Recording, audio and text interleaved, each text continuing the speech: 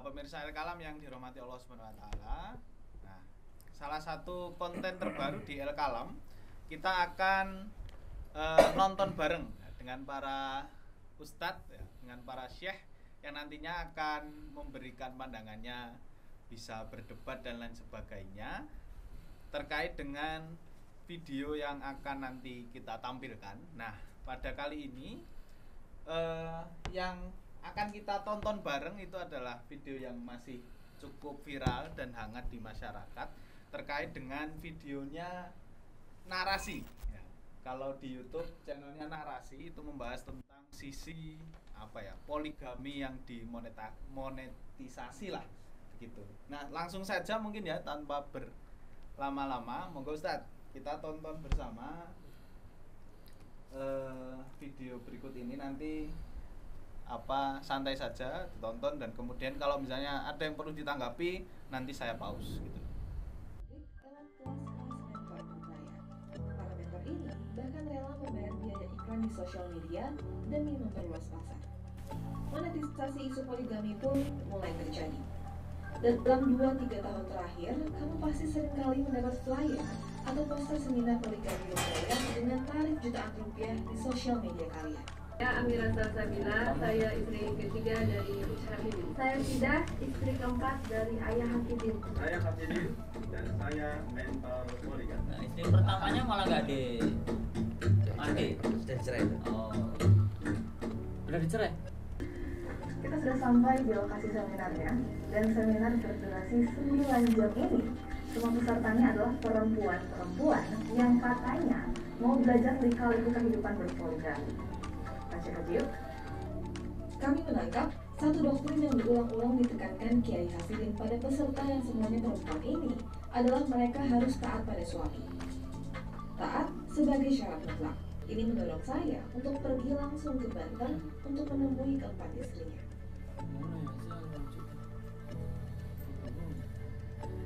Halo, assalamualaikum Pak Kiai.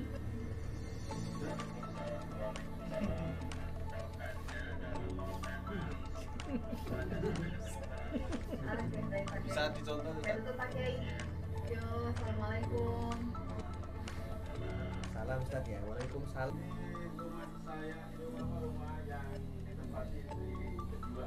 Yang ini? Ya. Halo. Halo Teh Anisha. Kusur ya. Allah, siapa? Namanya? Namanya Maria. Teh Komaria. Waktu saya mau menikah, itu saya tidak tahu bahwa saya mau menikah. Jadi aja. Pas mau walimah di rumahnya, baru saya tahu. Ayah mau ke Tasik, mau walimah. Istri yang keempat. Berarti Pak Kiai nggak izin waktu itu? Makanya izin. Bukan istri saya kepala dinas. Memang bukannya harus dengan persetujuan istri. Kan istri memandukan. Tapi kalau dia merasa Kan tidak merasa. Kan tidak merasa sakit. kita tidak tahu Pak Kiai. Lah, buktinya begitu. Kita buktinya begitu.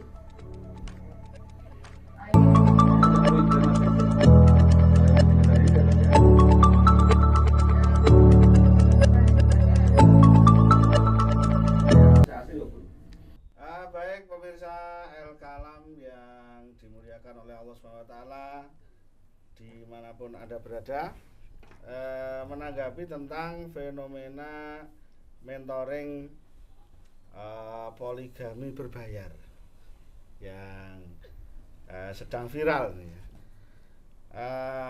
Sebenarnya poligami ya, dari hukum asal poligami itu kan makosid dari poligami ini kan sebagai solusi ya, solusi syariat terhadap terhadap umat manusia ya. Karena dari masa ke masa itu selalu terjadi ya, antara jumlah laki-laki dan perempuan itu akan selalu lebih banyak perempuan, karena laki-laki banyak berjuang di medan, di garis depan ya, banyak bekerja ya, yang berisiko tinggi dan lain sebagainya. Dan memang nanti sampai akhir zaman itu jumlah wanita akan selalu lebih banyak dari jumlah pria, maka poligamilah solusinya. Akan tetapi poligami yang poligami yang sehat, poligami yang sesuai dengan syariat, poligami yang bertanggung jawab. Kemudian masalah biro jasa, ya kalau saya sebut biro jasa atau jasa mentoring poligami ini, kalau kita lihat dari testimoni atau penjelasan dari pelaku, ini juga saya rasa sesuatu yang bagus ya, pekerjaan yang bagus. Artinya wanita-wanita yang belum menikah dan akan berpoligami, ya, masih ragu-ragu untuk menerima poligami, kemudian masuk ke situ biar menjadi mantap, atau ibu-ibu yang sudah dipoligami kemudian menemukan masalah-masalah, ya, bisa konsultasi di situ, ada penjelasan di situ, ada pencerahan. Ini juga bermanfaat, ya, diarahkan sesuai dengan syariat. Bagaimana komentar kita atau El-Kalam tentang mentoring poligami? Mentoring poligami, atau kaitannya siapa takut? Saya kira itu. Ini kita hanya, yang pertama saya catat bahwa poligami itu adalah syariat Islam, tertulis dalam Al-Quran, dicontohkan oleh Nabi, sehingga tidak perlu debat-debat lagi. Yang kedua, hukum poligami itu mubah. Mubah itu artinya apa? Ya, kalau memang dipakai untuk solusi tidak masalah. Karena memang Al-Quran itu syifa, ya, wa nunazzilu minal Qur'ani ma huwa syifaun. Syifa, solusi terhadap problematika hidup manusia. Kenyataannya ada laki-laki yang tidak cukup satu. Kenyataannya ada jumlah perempuan yang lebih banyak. Kenyataannya mungkin perzinaan online itu lebih mudah diakses daripada proses nikah sendiri yang lebih sulit, ya. Ini kan juga ancaman-ancaman keimanan umat Islam, ya, atau umat, ya. Sehingga kita tidak sepakat ada orang membuat sosialisasi tentang poligami atau mentoring, ya.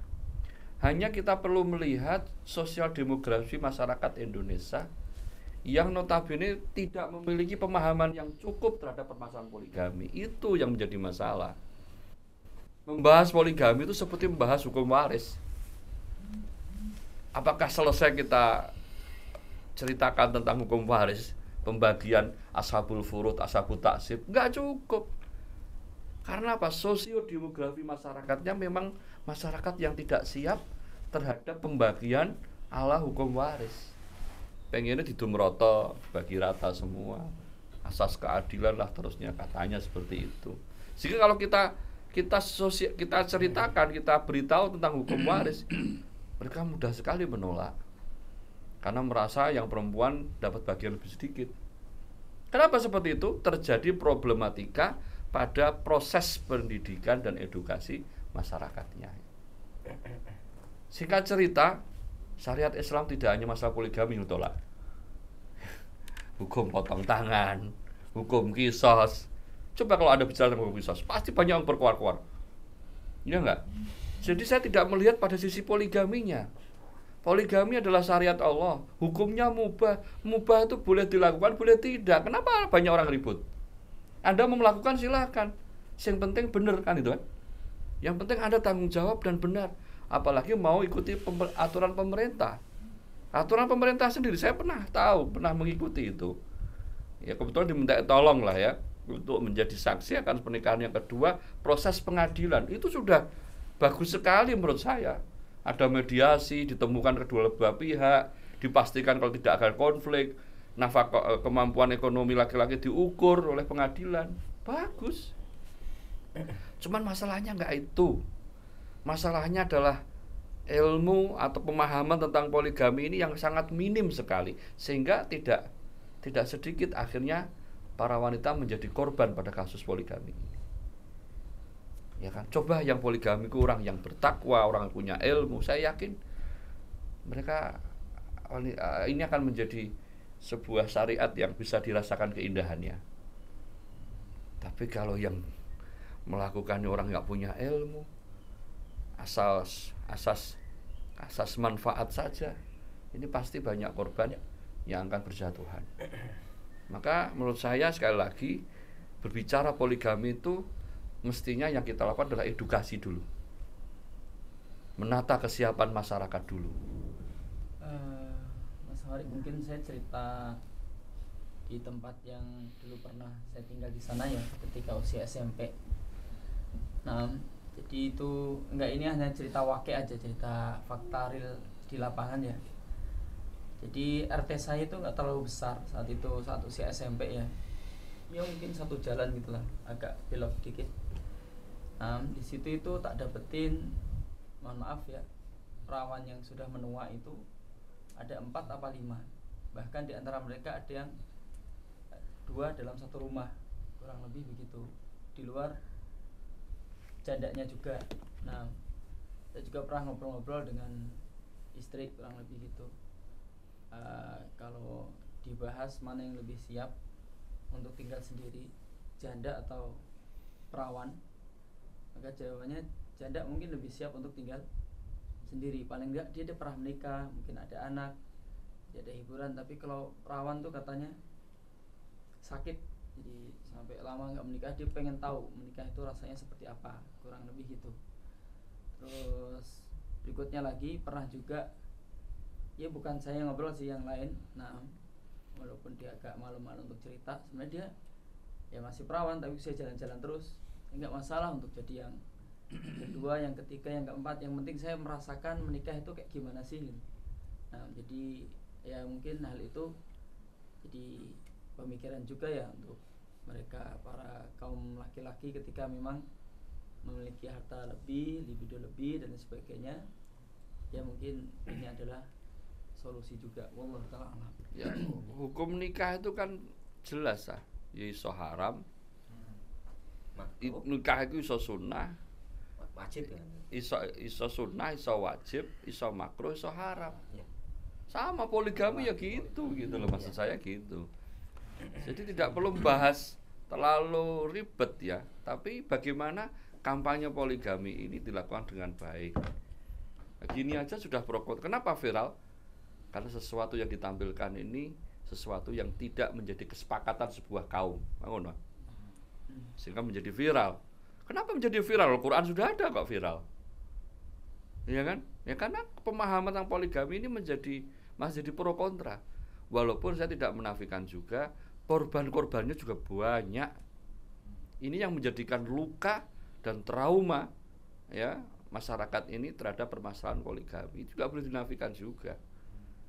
Ya, nggak boleh dinafikan juga bahwa korban poligami itu juga banyak. Tapi sekali lagi saya tidak mempermasalahkan itu. Saya hanya pengen bagaimana poligami ini tersampaikan dengan baik sehingga masyarakat punya kesadaran yang baik. Yang laki-laki punya tanggung jawab yang baik, yang perempuan juga punya bekal ilmu yang cukup ketika memang harus menjalankan poligami.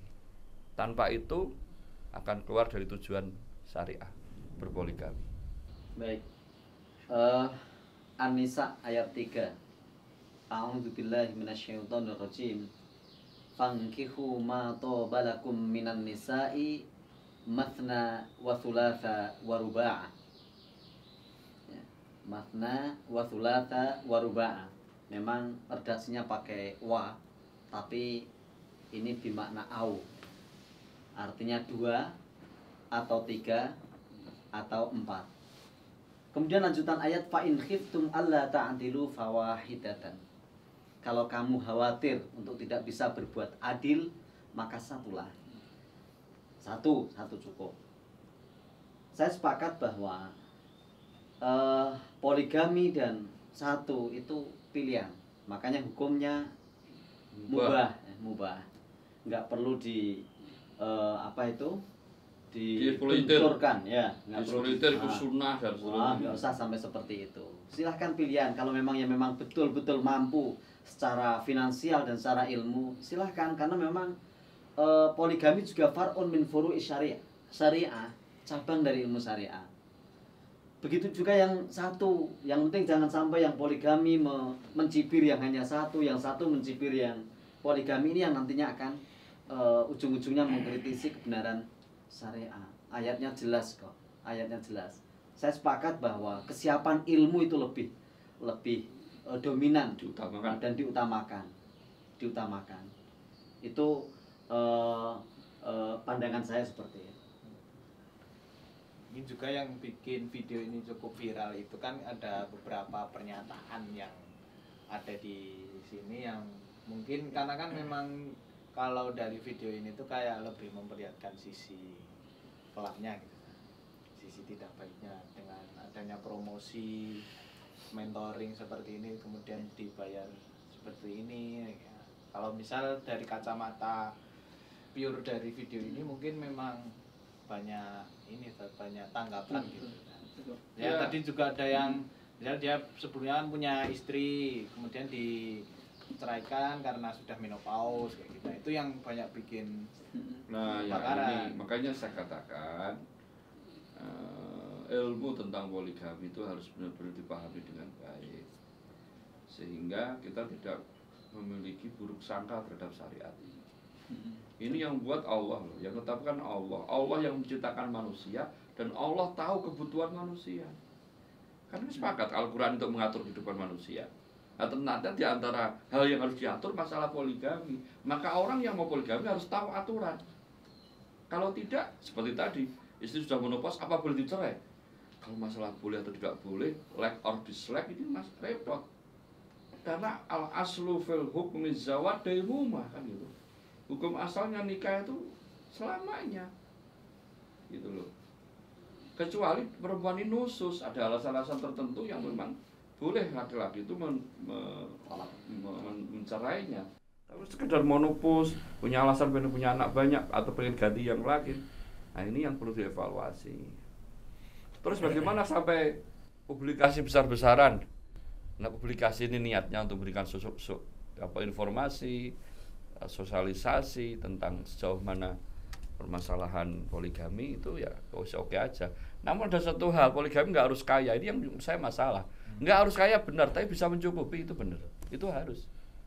Dan standar Anda memberikan nafkah kan ada aturan juga. Bil ma'ruf. Nah, bil ma'ruf itu kan ada aturan juga, bukan lantas semangat poligami dia punya otoritas kuat, punya dominasi kuat dalam keluarga sehingga tidak ada yang berani sama suami, terus suami bebas melakukan segala hal yang dia inginkan, nggak kayak gitu. Tapi harus dasarnya harus benar-benar di atas petunjuk Allah Subhanahu wa taala dan Rasulnya. Jadi kalau Nabi sendiri menikah itu kan maharnya paling murah 500 ekor kambing. Taruh harga kambing 3 juta. Kali 500 cepat berapa? 150 juta itu paling murahnya loh. Ya kan? Nah di Indonesia wanita hanya dihargai seperangkat alat sholat. Ini menurut saya juga masalah juga. Maka saya sendiri kalau diminta suruh jadi saksi, nak maharnya sekedar seperangkat alat sholat, mending saya mundur aja lah. Bagi saya ini ya bukan pelecehan, bukan, tapi terus bagaimana orang menghormati seorang wanita, lagi nikah aja sudah seperti ini. Apalagi poligami. Ya apalagi ya. Gitulah saya. Jadi harusnya memang yang perlu justru dengan seperti ini, semoga publik terbuka wacananya untuk mulai ada kajian-kajian, seminar-seminar tentang poligami. Ya. Ada beberapa poin ya dari ketika kita menyaksikan video ini bersama-sama. Saya merasa agak aneh yang pertama karena sentimen yang muncul dari ketika membuat dari video ini, dari yang membuat video ini adalah kenapa kok harus disiarkan gitu ya. Nah, ini harusnya salah, harusnya semua orang harus tahu bagaimana seperti yang disampaikan Ustaz Sigit ya. Harus dibuka semuanya ilmunya bagaimana. Karena ternyata memang jangankan poligami, ilmu tentang pernikahan dalam Islam itu orang mau menikah nggak tahu kewajiban suami apa, kewajiban istri bagaimana ya. Nanti setelah menikah bahkan tujuan menikah apa gitu. Orang menikah tujuannya apa? Menyatukan cinta ya. Ya jadi apa pernikahannya ya. Orang Islam semua undangan yang pernah saya terima ya paling tidak itu menyebutkan ya menikah untuk menyempurnakan separuh agama. Tapi kalau pengantinnya ditanya, mungkin karena dia nggak baca undangannya ya, tujuannya beda. Undangan cetakan. Tujuannya beda dengan undangan yang dikasihkan ke saya gitu ya. Jadi ini penting. Jadi orang harus tahu, malah harus tahu. Mungkin ya ada ya apa namanya cara-cara yang sebenarnya kurang ideal lah ya kita sebut, tapi orang harus tahu gitu ya. Poligami itu seperti apa ya, nanti hak istri bagaimana, kewajiban suami seperti apa ya, jalannya nanti bagaimana, cara-cara yang dilakukan seperti apa, itu semuanya harus tahu dalam frame dan koridor syariat ya. Kok malah apa namanya seakan-akan ya, tadi ada komentar-komentar kalau disiarkan ini nanti akan berbahaya. Lah kebalik ya, kebalik, malah harus ya, mungkin bukan acaranya beliau lah ya mungkin, tapi bagaimana umat itu paham tentang masalah-masalah agama ini penting ya, penting. Nanti biar mereka memutuskan sendiri ya dengan pemahaman ilmu agama yang dimiliki. Oh begini, jangan kita mudah diarahkan dibawa opininya ya sebelum kita tahu ternyata bagaimana. Nah kalau